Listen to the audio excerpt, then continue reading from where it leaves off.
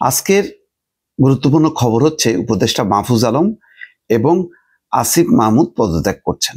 যেহেতু নির্বাচনের তফসিল ঘোষণা হবে আজকে সন্ধ্যায় বা কালকে, সেই কারণে তারা একটু আগে পদত্যাগ করছেন। তাদের পদত্যাগের বিষয়টি অনেক আগেই অনিবার্য হয়ে গিয়েছিল, কিন্তু কেন তারা এই পদে ছিলেন এটা অনেকের কাছেই একটা বিস্ময়কর ব্যাপার। অনেক প্রশ্ন উঠেছে, কিন্তু তারা এই সমস্ত প্রশ্নকে উপেক্ষা করেছেন। উপদেষ্টা পরিষদের মধ্যেও একটা অস্বস্তি, যেহেতু তারা রাজনৈতিক দল করবেন এবং দলের সাথে তাদের সম্পর্ক মোটামুটি পরিষ্কার, এই অবস্থায় তাদের এই অবস্থানটা রাজনৈতিক অঙ্গনে বেশ কয়েকবার সমালোচনা হয়েছে এবং প্রায় বক্তব্য বিবৃতিতে কিন্তু এসছে যে উপদেষ্টা পরিষদ নিরপেক্ষ নয়। আগে বিএনপি একসময় বেশ সোচ্চার ছিল, পরে অবশ্য যেহেতু ডক্টর মোহাম্মদ ইউনূস সরকারের কে তারা মোটামুটি নির্বাচন পর্যন্ত কাজ করতে দিতে চায়, ফলে তারা আর এই সমালোচনাটা খুব জোরালোভাবে আনেনি। জামাত ইসলাম নমনীয়, কিন্তু বিভিন্ন পর্যায়ে কিন্তু বিতর্ক এসছে যে তারা কেন সরকারে আছে এখনো। তো বিলম্বে তাদের এই পদত্যাগটা কতখানি খুব মানুষ ভালো চোখে দেখবে সেটা হয়তো সময় বলে দেবে, কিন্তু গুরুত্বপূর্ণ হচ্ছে যে তারা আসলে নির্বাচন যে করবেন সেটা কি নিশ্চিত? আসিফ মাহমুদ সজীব ভুইয়া ঢাকা 10 থেকে নির্বাচন করবেন বলে জানিয়েছেন, কিন্তু তিনি কোন দলের প্রার্থী, এনসিপির প্রার্থী, সেটাও এখনো পরিষ্কার না। আবার মাহফুজ আলম লক্ষ্মীপুর 1, যেখানে ইতিমধ্যে সাদাত হোসেন সেলিমকে বিএনপি নমিনেশন দিয়েছে এবং এলডিপি বিএনপির সঙ্গে মার্জ হয়ে গেছে, ফলে সাদাত হোসেন সেলিমকে নমিনেশন দেওয়ার পর লক্ষ্মীপুর 1 আসন থেকে বিএনপি মাহফুজ আলমকে সাপোর্ট করবে সেই অবস্থা নেই। তাহলে কি এনসিপির হয়ে লক্ষ্মীপুর 1 আসন থেকে লড়তেও পারেন।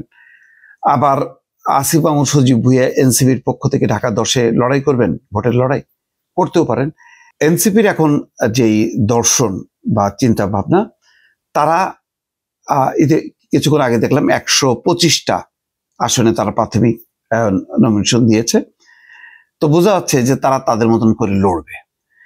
তাদের সঙ্গে জোটে আছে এবি পার্টি এবং রাষ্ট্র সংস্কার আন্দোলন। তো এনসিপি এবং এবি পার্টির যে সমর্থকদের নিয়েই তারা লড়াই করবেন, লড়াই করে যতটুকু ভালো করতে পারে ততটুকু হয়তো করবেন। আবার নাটকীয়ভাবে দেখা যাবে যে এনসিপি হয়তো এই জোট বিএনপির সাথে বা জামাতের সাথে একটা নির্বাচনী সমঝোতা করতে পারে। এখন আসিফ মাহমুদ সজীব ভুইয়া সংবাদ সম্মেলন ডেকেছেন 3টায়, তিনি ব্যাখ্যা করবেন যে তিনি পদত্যাগ করছেন, এই কথাটাই হয়তো বলবেন। মাহফুজ আলমের বিষয়টা পরিষ্কার না, কেউ কেউ বলছেন মাহফুজ আলম পদত্যাগ নাও করতে পারেন, তিনি কোনো দলে যোগ দেবেন না বলে সরকারে থাকতেও পারেন।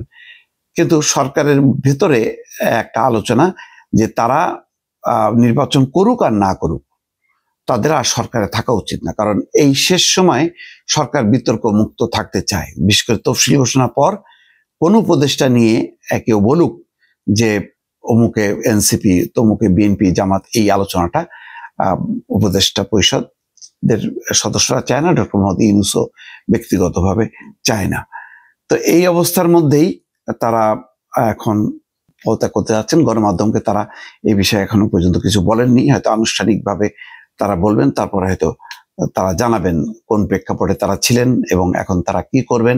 বিশেষ করে নির্বাচনে তারা এনসিপির হয়ে লড়বেন নাকি স্বতন্ত্র হয়ে লড়বেন নাকি নির্বাচনই করবেন না, সেই বিষয়টা আরো পরিষ্কার হবে দর্শক।